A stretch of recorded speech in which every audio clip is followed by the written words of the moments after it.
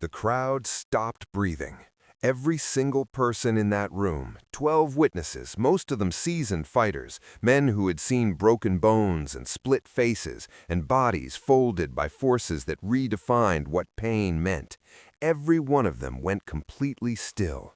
The kind of still that isn't chosen, the kind the body decides for itself when the mind encounters something it has no existing category for. Nobody spoke. Nobody moved.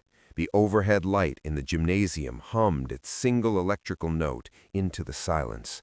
And Muhammad Ali, 6'3", 220 pounds, the most physically gifted combat athlete the 20th century had produced, stood in the center of that silence with both hands raised to his own face. Not in defense, too late for defense, in the involuntary gesture of a man checking whether the thing that just happened actually happened. His fingertips found his jaw. The jaw was there. Everything was where it had always been. But something was different. Something fundamental and irreversible and impossible to articulate had shifted. He stood in that room and felt the shift and could not name it. The 12 witnesses felt it too. None of them ever forgot it. And for more than 50 years, the world has been told, quietly, persistently, through omission and deflection and the specific silence of people with specific reasons to maintain it, that this morning never occurred. Here is the morning. Inglewood, California, February 1969. The cold season, which in Los Angeles means the sky is a flat white gray instead of blue, and the air has a chill that locals call cold and everyone else calls pleasant. The address was a private athletic club on a commercial street 3 blocks from the Forum, a boxing-adjacent facility used by serious fighters who needed space without an audience, the kind of place that had no sign on the door and no listing in any directory, and that you found because someone who knew someone told you where it was, and you understood in the telling that the address was not to be shared further. Muhammad Ali had been using this facility for 14 months, since the government stripped his title, since the passport was taken, since the long and forced exile from professional boxing began, and Ali found himself with more athletic development and nowhere legal to point it. He had been here almost every morning, sometimes twice a day, working through training sessions that his people privately described as the most intense of his career.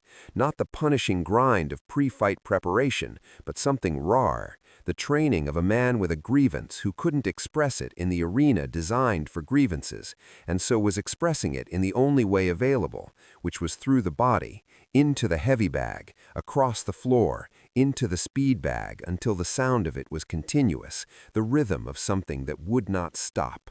He was in the best physical condition of his professional life.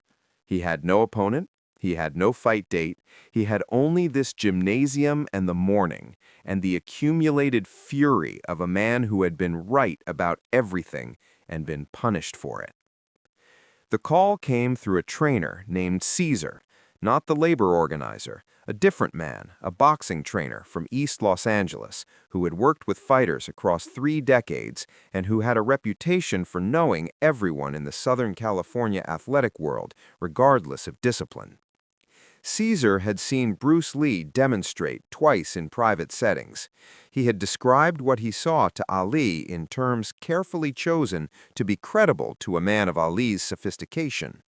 Not the breathless language of a fan, not superlatives, just the flat technical description of specific physical capabilities that he, Caesar, had never encountered in 4 decades of working with athletes. Ali had listened. He had not dismissed it. This was itself significant. Ali dismissed most things. What Caesar described, Ali filed. The ask was simple. Bruce Lee would like to come to the gymnasium on a Tuesday morning when the facility was closed to its regular members. No press, no arrangement of any kind, a private session. The number of people present to be agreed in advance and kept to. Ali's people were to understand, and Caesar made this explicit, that Bruce Lee was not coming to prove anything. He was coming because he had questions about boxing that he could only answer by being in the room with the best boxer alive, and he was bringing his own questions as currency and expected Ali to bring his in return. Ali agreed. He told his trainer Angelo Dundee the outline of it. Dundee's response has been reported by two people who were present for the conversation, and it was, characteristically, both practical and exact. Just don't get hurt, and don't hurt him, and don't tell anyone. That was the entire briefing. It was sufficient. The Tuesday morning in question was the third Tuesday of February 1969. 12 people total were present. Ali brought 4, Dundee, 2 training partners named Victor and Lonnie, and a man referred to in the partial accounts as Dr. Shaw, believed to be a sports physician who was part of Ali's regular team during this period. Bruce Lee brought 3, Dan Inosanto, his closest training partner, a man named Ted Wong, who had been training with Bruce Lee for 2 years and was one of the few people who had felt the full range of what Jeet Kune Do could do, and a woman named Linda Lee, Bruce's wife, who was present not in any official capacity, but because Bruce had asked her to come, and the fact that he had asked her to come was, to anyone who knew Bruce Lee, its own kind of statement about the significance of the morning. The facility owner, a man named Pat Garrett, made 12. Pat would later say, in a conversation with a journalist friend that was never published, that he had run his facility for 19 years and had been in rooms with Joe Louis and Sugar Ray Robinson and Archie Moore, and never once felt in a room what he felt in his room that Tuesday morning. He described it as pressure, not tension, pressure, the specific atmospheric compression of something significant existing in a contained space. They began at 8 in the morning. The facility was empty except for the 12 of them. The main training floor had been cleared. Garrett had swept it the night before, and the fresh swept hardwood had that particular clean floor quality that serious training spaces have in the early morning before the day's work has marked it again. Ali and Bruce Lee met at the center of the floor. Lee was wearing dark training clothes. Ali in his customary gray sweatsuit. They had met once before, briefly, at a social function, though the accounts of that prior meeting are thin enough that its details are uncertain. What is clear is that they were not strangers to each other's reputations. Each had made it his business to understand what the other had built, the way serious professionals in adjacent disciplines understand each other across the boundary of their differences. The first thing Ali said was not the thing anyone remembered specifically. What they remembered was the quality of how he said it. Quiet, direct, without performance. He was not holding court. He was not working the room. He was doing something he almost never did in any setting. He was simply present, without augmentation, without the performance layer that the world understood as his personality, and that was, in fact, only his public instrument. The man behind the instrument was in the room that morning. That was what made the air feel like pressure. Bruce Lee spoke briefly. He explained what he was working on, not Jeet Kune Do as a system, but the specific question he was currently testing, the question that would occupy the rest of his life. How does force actually transfer between bodies, and what is the minimum amount of movement required to either deliver it or neutralize it? He was not asking Ali to spar. He was asking Ali to help him test a hypothesis, and in exchange, he said, he would show Ali what he had found about the mechanics of Ali's own fighting that Ali's trainers had either not identified or had not articulated. Angelo Dundee, standing against the wall, raised an eyebrow. He had been in boxing for 30 years. The idea that a martial artist was going to show him something about his fighter's mechanics that he hadn't identified was not an idea he found immediately credible, but he said nothing. He watched. That was Dundee's gift, the ability to observe without his conclusions getting in the way of the observation. They started slowly. This is what every account agrees on. No contact in the first 20 minutes. They moved around each other on the cleared floor, each one reading the other's movement vocabulary, learning the grammar of how the other person organized their body in motion. Ali, with his incomparable upright ease, the perpetual gentle motion that made him impossible to read and impossible to fix. Bruce Lee in his Jeet Kune Do ready position, lower, more bladed, the lead hand extended in its characteristic soft readiness, the weight distributed in the way that allowed movement in any direction within the space of a thought. Victor and Lonnie, against the south wall, watched this observation period with the professional attention of fighters who understood what they were looking at. Victor said afterward to Lonnie in a private conversation that Lonnie recounted 30 years later in an unpublished interview, "He's not watching Ali's hands." Lonnie had said, "What's he watching?" Victor had been quiet for a moment. "I don't know, but it's not the hands." It was not the hands. It was never the hands. The hands are where strikes complete.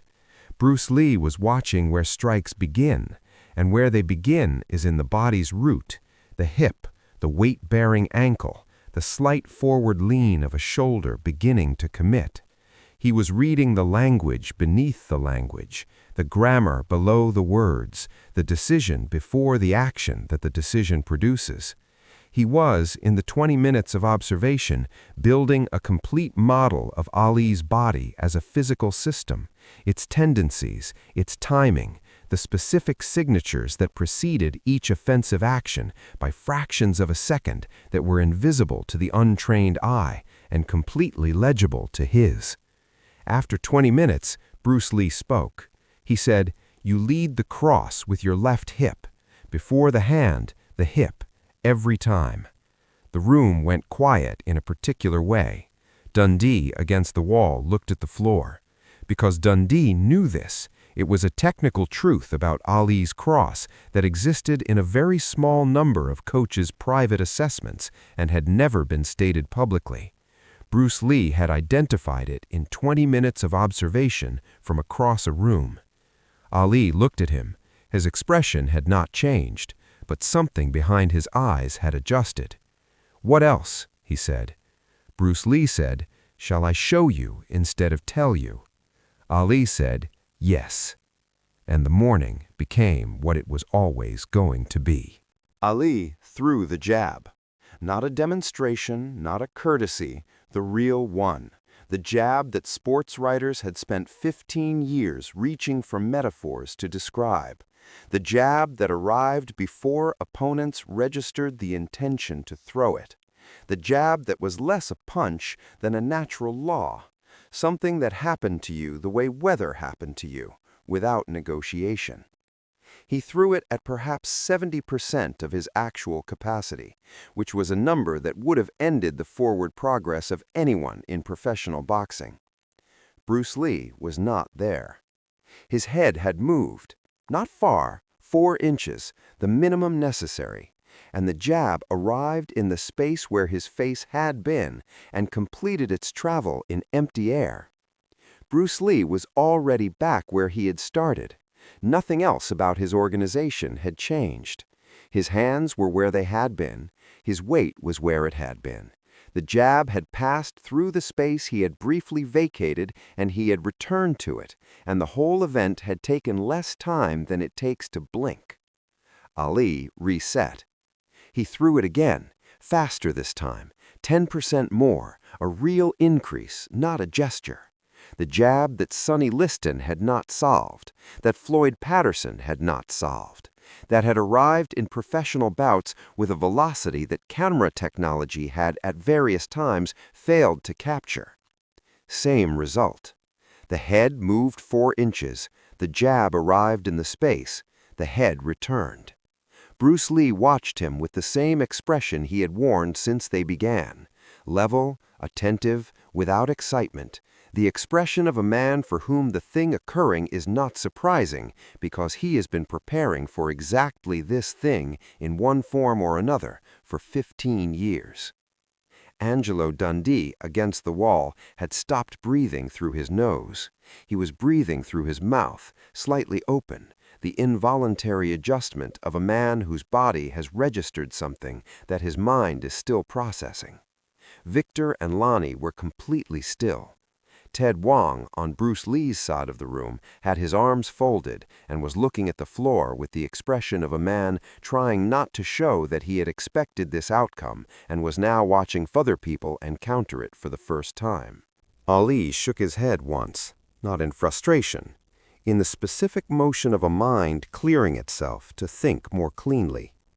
He moved, changed his angle, tried to use his footwork to reframe the geometry, to take away the lateral option, to push Bruce Lee toward the wall, to use the space itself as a weapon, the way he used space in every professional bout. 3 steps to the right, 2 forward, cutting the angle, the footwork doing its brilliant, quiet work. Bruce Lee moved with him, not away, with, maintaining the distance, countering the geometry adjustment with his own, the spatial intelligence matching Ali's without effort, without visible calculation. Ali moved and the distance stayed the same. He moved again, faster, the footwork becoming more urgent. The distance stayed the same. It was as if Bruce Lee was attached to him by an invisible cord of exactly the right length, moving when he moved, in the same direction, at the same speed, the geometry between them preserved as precisely as if someone had measured it. Lonnie, against the wall, said one word under his breath. The word was, "How?" Nobody answered him. Ali stopped moving. He stood still for a full 3 seconds, which was, for Ali, in a training context, an extraordinary duration of stillness, and looked at Bruce Lee. And then he did the thing that defined him as genuinely great rather than merely dominant. He set aside everything he had already decided about what this morning was going to be. He cleared the accumulated conclusion and returned to observation. He looked at Bruce Lee with the eyes that had solved every fighter he'd encountered, and he started over. "Show me the hip thing," he said. Bruce Lee nodded. He moved to the center of the floor. He settled into his stance. He spoke as he moved, not a lecture, a running account of what his body was doing, the internal monologue of a fighter made external for the benefit of the one watching. "Right now, my weight is here," he said, indicating, without pointing, the shift visible in his frame. "Before I throw anything, it moves here." The shift, tiny, perhaps 2 centimeters of adjustment in the bearing ankle, was visible if you knew to look for it. If you didn't know to look for it, it was invisible. That's the announcement. Everything after that is just delivery. He threw a straight punch, lead hand. The movement traveled perhaps 8 inches in total. The sound it made against the heavy bag that Pat Garrett had positioned nearby was not the sound of something that had traveled 8 inches. It was the sound of something that had traveled much further, carrying more than its apparent weight should have permitted. The physics of it wrong in the specific way that Bruce Lee's physics were always wrong when you tried to account for them using normal assumptions about how force and distance related. Lonnie, against the wall, said one word under his breath. The word was, "Do that again." Not to Ali, to Bruce Lee. Bruce Lee did it again. Same distance, same sound. The bag moved the same amount, too much, always too much for what the eye had seen preceded. Dundee walked to the bag. He held it with both hands and felt the material and looked at Bruce Lee. "Where does that come from?" he said. The same question, in its essence, that everyone who encountered Bruce Lee eventually asked.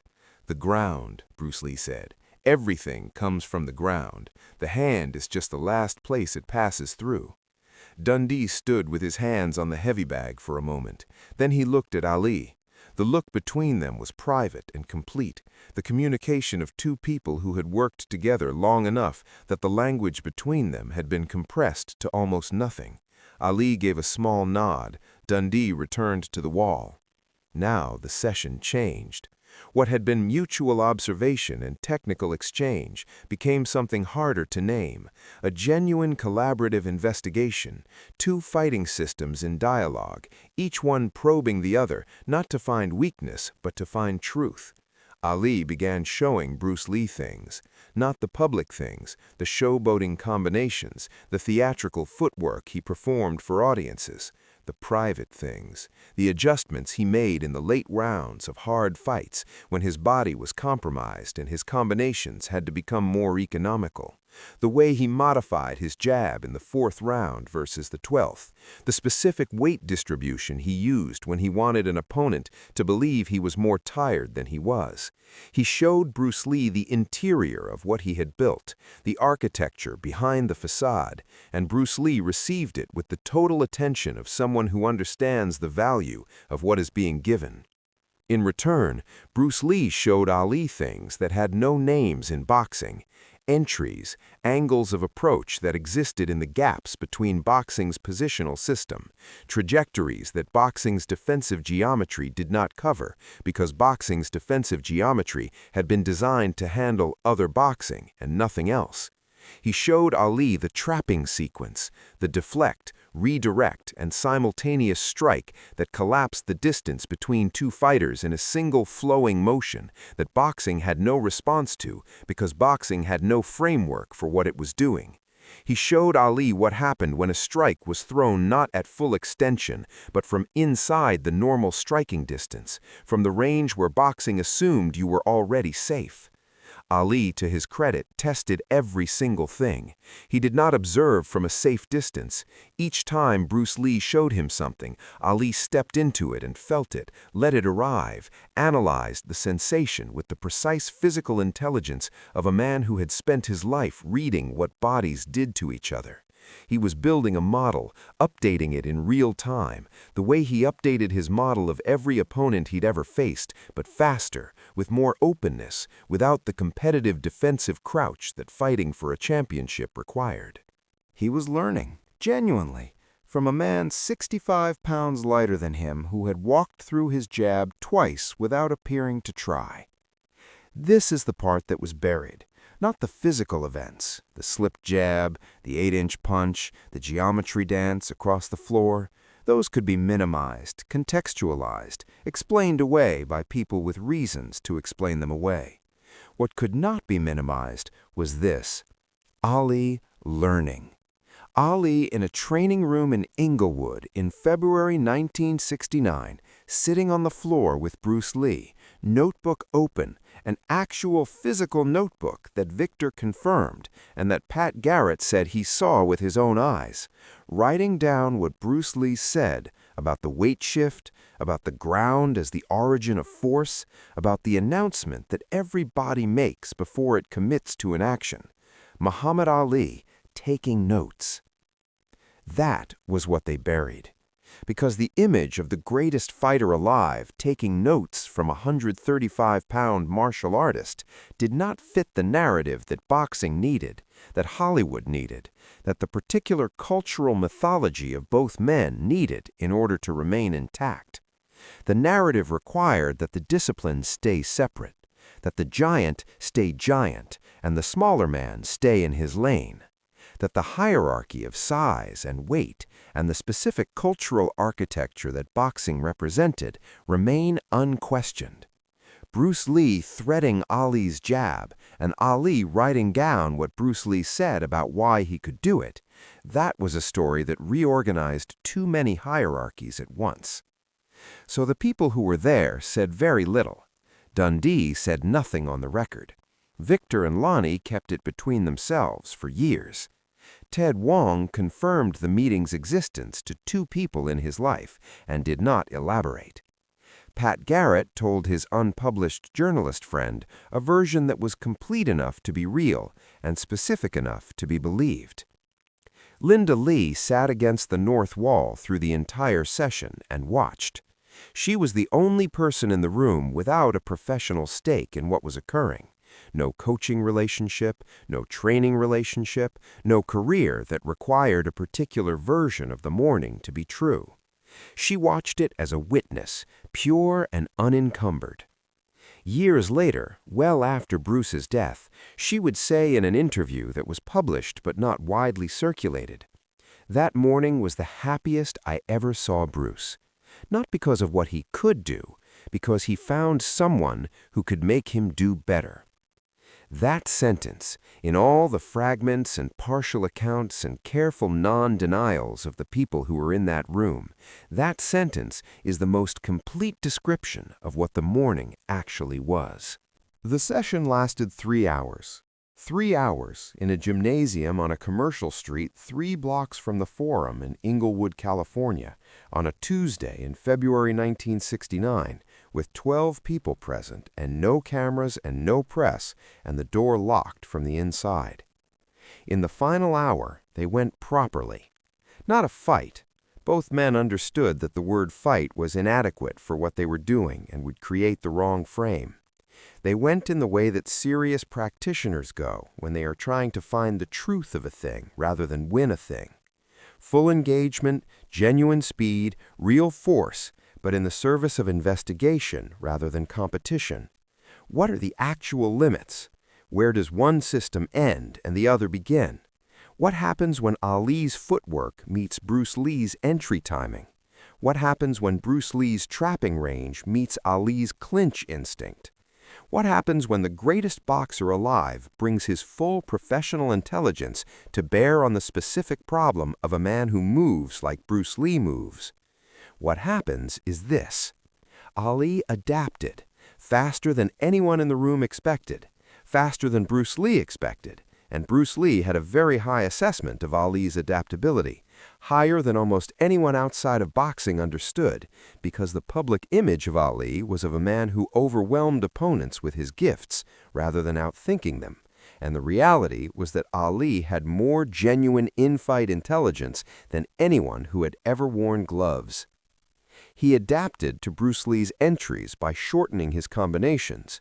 He adapted to the trapping by recognizing it earlier and creating distance before it could fully establish. He found, through the friction of actual engagement, adjustments that his training had not produced because his training had not included this specific problem. And Bruce Lee adapted back. That was the real answer to the question of what happened. Neither man solved the other. They met in the middle of the problem and found that the problem was more interesting than either of them had expected. And they chased it across the floor for an hour and arrived, at the end of it, somewhere neither of them had been at the beginning. Dundee watched the final hour from 4 feet off the wall, closer than he'd stood for anything. He watched with the specific attention of a man who is cataloging and filing and building a model that he will return to for the rest of his professional life. He watched Ali adapt, and he watched what Bruce Lee did when Ali adapted, and he watched the problem evolve. 30 years later, in a private dinner conversation, he told 2 friends something that one of them eventually shared. That morning changed how I thought about what a fighter needed. I never told Muhammad. He already knew. Ali already knew. That was the final thing. At the end of the 3 hours, when the session had reached its natural conclusion, not a winner, not a loser, just the place where the question had been taken as far as it could go that morning, Ali sat on the floor with his back against the wall and held his notebook and looked at the notes he'd taken and was quiet for a long time. Then he looked across the room at Bruce Lee, who was standing near the door with Dan Inosanto, and he said, "How much of what you know is written down?" Bruce Lee looked at him. "Some of it," he said, "the parts that can be written." "What about the rest?" Ali said. Bruce Lee picked up his bag. He thought about the question for a moment with the seriousness it deserved. "The rest," he said, "is in whoever was in the room." He left. Dan Inosanto behind him, Ted Wong behind Dan, Linda Lee last, and at the door she looked back at the room, at Ali against the wall with his notebook, at Dundee 4 feet off the wall, at Victor and Lonnie and Pat Garrett and Dr. Shaw, and she gave the room a small nod, the nod of someone acknowledging something real, and then she was gone. The door closed. The 12 became 8. That Tuesday morning in Inglewood in February 1969, in a gymnasium with 12 witnesses and no cameras and a locked door, that morning was the proof. Not a newspaper proof, not a record book proof. The kind of proof that lives in the bodies of the people who were there, in the specific quality of Dundee stepping away from the wall, in the notebook in Allie's hands, in Linda Lee's nod at the door, in Pat Garrett standing alone in an empty room looking at the marks on the floor. That kind of proof doesn't need a headline. It doesn't need a broadcast. It doesn't need the world's permission to be true. It just needs to be carried forward by the people who understand what it means. That the size of your body is not the size of your capability. That the weight class you were assigned is not the weight of what you can do. That speed, precision, intelligence, and the radical refusal to accept any limit you haven't personally tested, these things are not smaller than mass and reach and the physical advantages that the eye can measure. They are larger. They were always larger. Bruce Lee knew it. He proved it every day. He proved it on a Tuesday morning in February 1969, with 12 witnesses in a room that the world decided not to remember. The room doesn't care. The proof doesn't require the memory. The wall was never there. You already knew that. You've known it your whole life. The question is whether you're going to keep agreeing with the wall. Subscribe, because every video on this channel is about the same thing. What happens when someone stops agreeing?